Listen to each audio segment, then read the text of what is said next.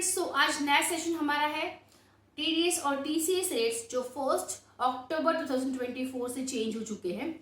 हम आज उसके बारे में डिस्कस करने वाले हैं। तो आपको अगर टीडीएस या टीसीएस करने के आप लायबल हो तो आपके लिए वीडियो है। वीडियो को एंड तक जरूर देखें ताकि आपसे कोई भी कंप्लेंट्स मिस ना हो और आपको पेनल्टी या लेट फीस का सामना ना करना पड़े। किसी और से भी शेयर करें जिनको ये टीडीएस टीसीएस एप्लीकेबल है, तो उनके लिए भी ये हेल्पफुल हो सकती है। अगर वीडियो अच्छी लगती है तो लाइक जरूर कीजिए और मेरे चैनल को सब्सक्राइब कीजिए। इससे मुझे मोटिवेशन मिलता है कि मैं और भी ऐसे हेल्पफुल वीडियोस आपके लिए क्रिएट करती रहूं। तो आज इस वीडियो में हम उन्हीं टीडीएस और टीसीएस सेक्शंस के बारे में बात करेंगे जहाँ पे 1 अक्टूबर 2024 से कुछ चेंजेस होने वाले हैं। ठीक है, तो हम यहाँ पे सारे रेट्स नहीं देख रहे, जिनमें चेंज हुआ है वही सारे हम यहाँ पे डिस्कस कर रहे हैं। अगर आपको टीडीएस टीसीएस के रेट्स देखने हैं तो मैं आपको डिस्क्रिप्शन में एक लिंक प्रोवाइड कर दूंगी, वहां से आप बाकी सारे सेक्शंस के भी रेट्स वगैरह, थ्रेशोल्ड लिमिट और सब कुछ चेक कर सकते हैं। ठीक है, चलिए यहाँ पे मैंने आपके लिए एक टेबल क्रिएट कर दी है जहाँ पे सारे चेंजेस हम एक्सप्लेन कर सकते हैं। जैसे कि 194D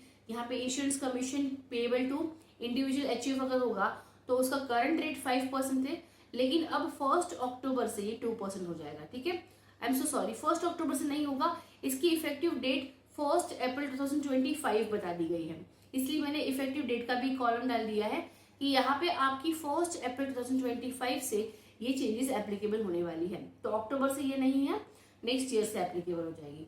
194D में लाइफ इंश्योरेंस का है, उसमें अगर टीडीएस रेट 5% था लेकिन वो रिड्यूस होकर 2% हो गया है 1 अक्टूबर 2024 से। 194G में लॉटरी टिकट रिलेटेड था, टीडीएस अगर 5% अब तक था तो अब वो 1 अक्टूबर से 2% हो जाएगा। मतलब यहाँ पे बहुत सारे सेक्शन ऐसा है जिसका 5% जो करंट रेट है उसको रिड्यूस करके 2% कर दिया गया है।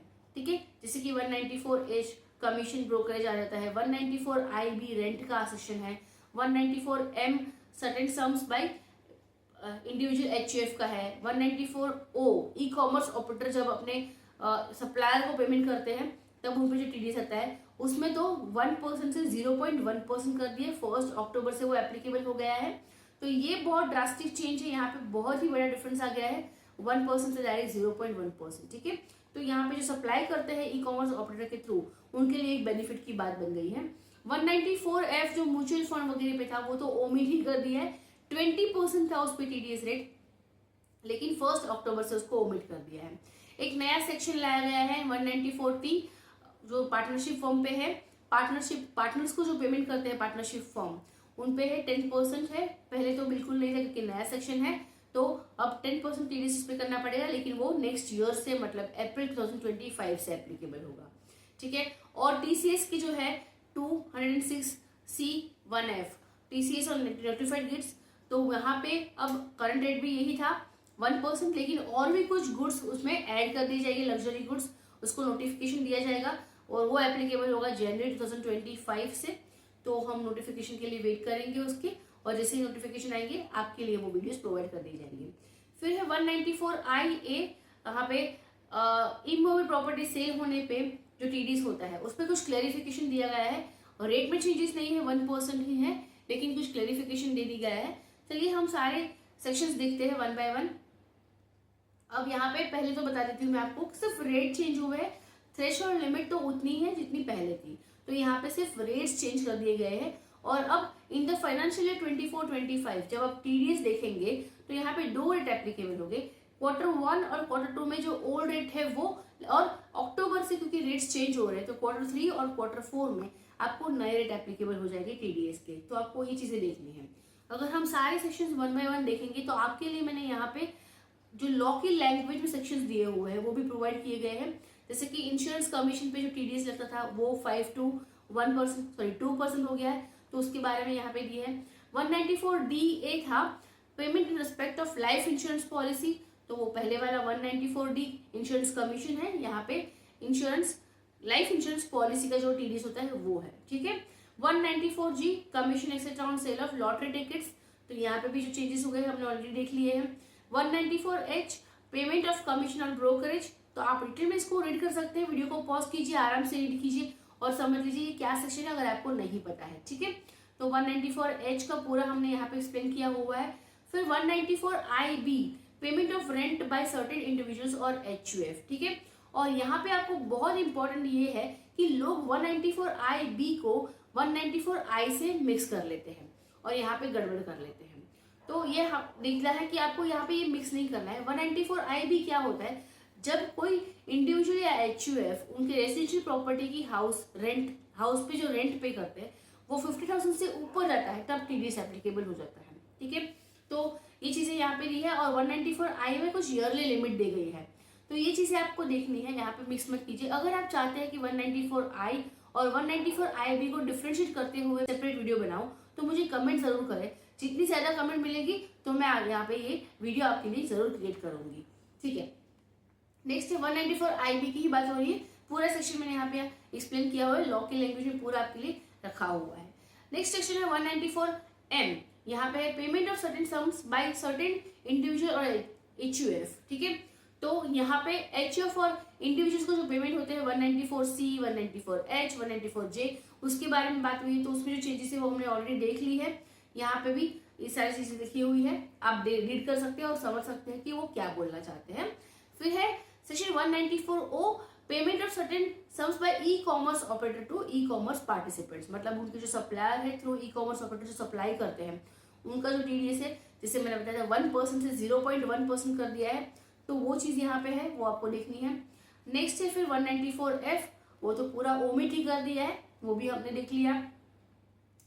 फिर और एक रिलीफ दे दी गई है यहाँ पे जो एम्प्लॉयज है जिनकी सैलरी इनकम है उनके लिए। अब ये गुड न्यूज भी है उनके लिए कि जब उनका एग्जाम्पल के साथ ही मैं आपको एक्सप्लेन कर देती हूँ। समझो उनका जो TDS पर मंथ है वो 2000 रुपीज है, किसी भी एम्प्लॉय का। अगर आप कहीं पे जॉब करते हैं तो आपका अगर TDS हो रहा है पर मंथ वो 2000 है, तो पर एनम वो कितना हो जाता है 24,000। से for example during the year आपने कार परचेस कर ली जिसपे TCS हो गया 15,000 का, तो अगर आपने आपके एम्प्लॉयर को ये नोटिफाई कर दिया है तो आपका एम्प्लॉयर अब 24,000 में से ये 15,000 का TCS भी माइनस करेगा और जो डिफरेंस बचेगा 9,000 उतना ही आपका TDS करेगा। तो पहले TDS का तो था एप्लीकेबल कि अगर आपका कहीं और TDS हो रहा है और अगर आपने आपके एम्प्लॉयर को ये इन्फॉर्म कर दिया है तो वो TDS तो डिडक्ट कर लेते थे और फिर जितना बैलेंस होता था उतना ही आपकी सैलरी से TDS होता था। लेकिन ये TCS वाला प्रोविजन अभी इस बार डाला गया है और ये नया सेक्शन है ताकि आपको बेनिफिट हो सके, आपका ज्यादा टैक्स गवर्नमेंट के पास ना रहे और आपको फिर जब रिफंड क्लेम करना हो तो कम रिफंड क्लेम करना हो, ठीक है। तो ये सारी चीजें आपको देखनी है ताकि आप अपने एम्प्लॉयर को ये नोटिफाई कर सकें। फिर नया सेक्शन लाया गया है 194T, जिसमें 1 अक्टूबर 2024 से एप्लीकेबल है। अगर कोई पार्टनरशिप फर्म अपने पार्टनर्स को सैलरी, रेम्यूनरेशन या इंटरेस्ट, बोनस कुछ भी पेमेंट करेगी जिसकी वैल्यू 20,000 से ज्यादा है इन अ ईयर, मतलब एक पार्टनर का पेमेंट कोई भी टाइप का पेमेंट हो लेकिन अगर उसको पेमेंट 20,000 से ज्यादा गया है तो उस पर TDS करेगी पार्टनरशिप फर्म, ठीक है। तो ये चीज है, नया सेशन है 194T जो 1 अक्टूबर से एप्लीकेबल हो गया है, ठीक है। फिर कुछ TCS और लग्जरी गुड्स है, जैसे कि कार का हमें पता है कि 10 लाख की वैल्यू से ऊपर ज्यादा है अगर कार की वैल्यू तो उस पर TCS हो जाता है।